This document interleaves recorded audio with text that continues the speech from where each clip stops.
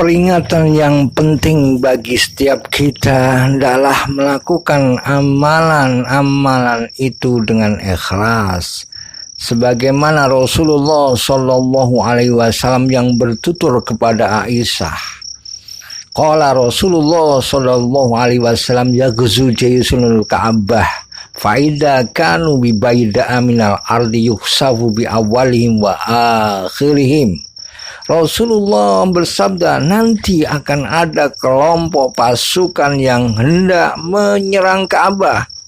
Namun baru saja sampai di suatu tanah lapang yang sangat luas, mereka semua dari yang paling depan sampai yang paling belakang dibenamkan ke dalam perut bumi oleh Allah. Lalu Aisyah bertanya, qalat qultu ya Rasulullah kaifa yuhsabu bi awwalihim wa akhirihim wa fihim aswaquhum wa ma laysa minhum. Aisyah bertanya, wahai Rasulullah, bagaimana mereka semua dibenamkan ke tanah, dari yang berada di barisan terdepan hingga barisan terbelakang, padahal di tengah-tengah mereka terdapat orang-orang pasar. Ya, orang-orang pasar, dan ada pula orang-orang yang bukan golongan mereka. Lalu Rasulullah Shallallahu Alaihi Wasallam bersabda, yuhsafu bi awalihim wa akhirihim summa yub'asuna ala niyatihim. Kemudian beliau menjawab, mereka semua dibenamkan ke bumi dari yang terdepan sampai yang terbelakang.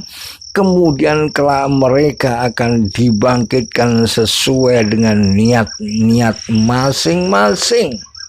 Kita lihat bahwasanya kandungan hadis ini yang pertama adalah pelajaran setiap kita agar menjauhi orang-orang yang suka berbuat zalim, sekaligus peringatan agar tidak bergaul dengan mereka ataupun bergabung dengan perkumpulan orang yang jahat.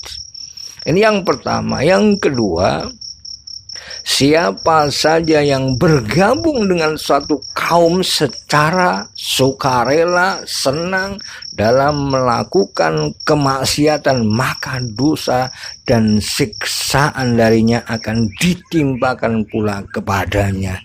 Lalu kita lihat hadis ini, ternyata ada ganjaran itu perbuatan tergantung pada niat pelakunya. Dan ini juga hadis ini pemberitahuan Nabi Muhammad Sallallahu Alaihi Wasallam tentang berbagai hal gaib yang diperlihatkan Allah kepada beliau. Dan ini termasuk masalah keimanan yang harus diyakini, dan hal itu tidak boleh diabaikan hanya karena pemberitahuan hal tersebut disampaikan melalui hadis yang berstatus ahad. Bagaimanapun juga kita pahami nanti Ka'bah akan diserang oleh tentara, dan tentara itu nanti akan dibenamkan oleh Allah Subhanahu wa Ta'ala di tempat yang luas.